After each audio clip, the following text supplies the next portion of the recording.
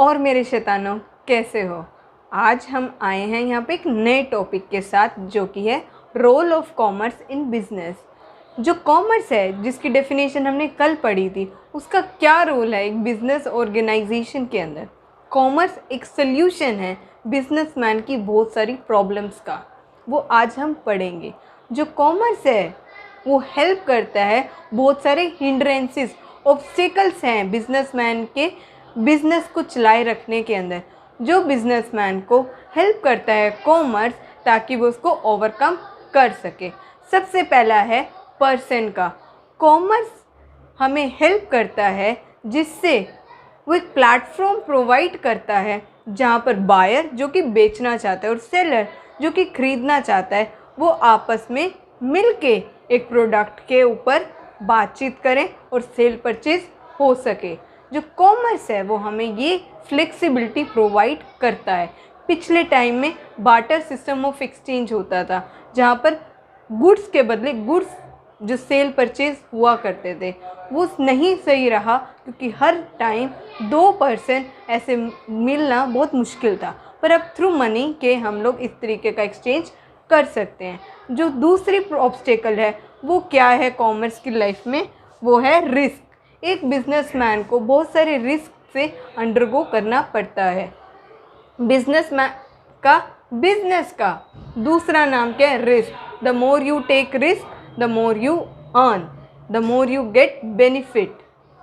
तो जो बिजनेसमैन का रिस्क है वो इंश्योरेंस के थ्रू क्या किया जाता है? ओवरकम किया जाता है। हम अपने मोबाइल्स का, लैपटॉप का, अपने घर का, अपने बाइसिकल का, अपने बाइक, एक्टिवा, कार, ट्रैक्टर, बहुत सारी चीज़ों का इंश्योरेंस लेते हैं। क्यों लेते हैं? ताकि जो फ्यूचर में होने वाला रिस्क है, वो जो हम पे रिस्क हो सकता है, उसको कम कर सकें, उसे एसरटेन करें आज। उसके लिए हम ईएमआई देते हैं। तो उसी तरीके से बिजनेसमैन का जो रिस्क है उससे बिजनेस को लेकर, वो भी ओवरकम किया जाता है कॉमर्स के थ्रू। फिर है प्लेस। जहाँ पर प्रोडक्शन होती है गुड्स की, वहीं पर कंजप्शन हो, ऐसा ज़रूरी नहीं। जैसे कि जो कोका कोला है वो सारी जगह प्रोड्यूस नहीं की जाती। जो कोक है वो स्पेसिफिक एरिया में ही प्रोड्यूस किए जाते हैं, वहाँ उसके मैन्युफैक्चरिंग प्लांट हैं। पर ऑल ओवर द वर्ल्ड जो कोक है वो बिकती है, वो किसके थ्रू पहुँचती है? वहाँ पर ट्रांसपोर्टेशन के थ्रू। हम बहुत सारी चीज़ें देखते हैं कि जो यहाँ नहीं है, जिस एरिया में हम रह रहे हैं, पर फिर भी हमें अवेलेबल है। ये हो सकता है कि उसका कॉस्ट थोड़ा हाई हो सकता है, पर वो अवेलेबल हो जाती हैं।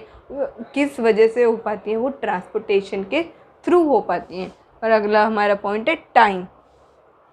जो गुड्स हैं वो प्रोड्यूस होते हैं बहुत लार्ज क्वांटिटी में, और जो कंजप्शन है वो थोड़ी थोड़ी क्वांटिटी में होती है, लगातार होती है। जैसे कि हमें आटे की ज़रूरत है, दाल की ज़रूरत है, चावल की ज़रूरत है, सब्जी की ज़रूरत है।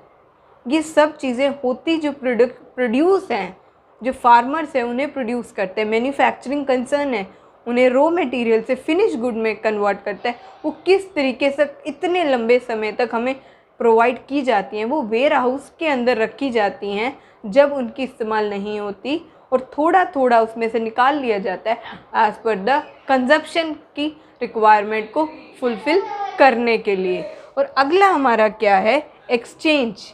जो बिजनेसमैन है उसे बिजनेस करने के लिए पैसे की ज़रूरत है, और जो बायर है और जो सेलर है, उन दोनों का आपस में जो कैश का जो लेन देन होता है वो किस तरीके से होता है?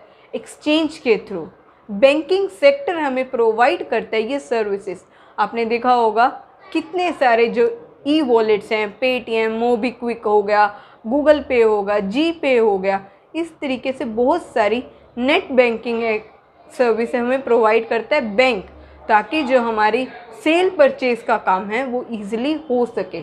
सिर्फ गुड्स का सेल परचेज़ नहीं, सर्विसेज का भी। आपने देखा होगा, आप ट्यूशन फीस पढ़ते हो ऑनलाइन, आपके जो सर हैं आपको कोचिंग प्रोवाइड करते हैं ऑनलाइन मोड से। तो ये किस तरीके से पॉसिबल है? जो एक्सचेंज है, बिना पैसे के कोई आपके लिए नहीं काम करेगा। कोई भी चीज़ फ्री में नहीं है, यहाँ तक कि पानी भी फ्री में नहीं है। आपको उसके लिए भी बिस्लरी की 20 रुपए की बोतल ख़रीदनी पड़ती है। और जो अगला है हमारा नॉलेज। हमने देखा है कि बहुत सारे ऐसे प्रोडक्ट हैं जो आकर चले जाते हैं, हमें पता ही नहीं चलता। वो क्यों नहीं पता चलता? क्योंकि उन चीज़ों की एडवर्टाइजमेंट नहीं होती। जिन चीज़ों की एडवर्टाइजमेंट होती है हमें पता होता है, जैसे कि कुछ की तो हमें याद हो जाती हैं, अटरली बटरली डिलीशियस का आमूल।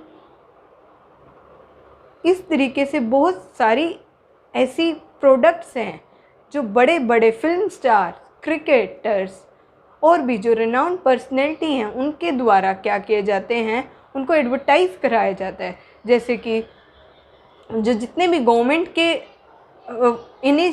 इनिशिएटिव्स हैं, वो सब कौन करता है? बड़े बड़े स्टार्स करते हैं। कुछ की एडवर्टाइजमेंट हमारे प्राइम मिनिस्टर मोदी जी भी करते हैं, ताकि लोगों के बीच में अवेयरनेस प्रोवाइड की जा सके और लोगों को पता लगे कि एक नया प्रोडक्ट मार्केट के अंदर आया है।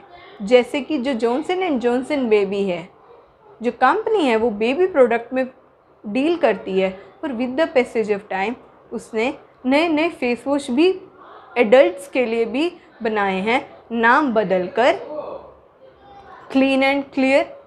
इस तरीके का एक फेस वॉश है जो जॉनसन एंड जॉनसन ही बना रही है, पर वो हमें किस तरीके से पता चलता है? जो एडवर्टाइजमेंट है, जो एक्टर हैं, जो सेलिब्रिटीज़ हैं, फेमस लोग हैं, वो एडवर्टाइजमेंट करने के बहुत पैसे लेते हैं, क्योंकि वो अपनी गुडविल के थ्रू उसकी प्रोडक्ट की सेल को एनहांस करते हैं। और ये कुछ ऐसे बेनिफिट थे जो कि कॉमर्स हमें प्रोवाइड करता है।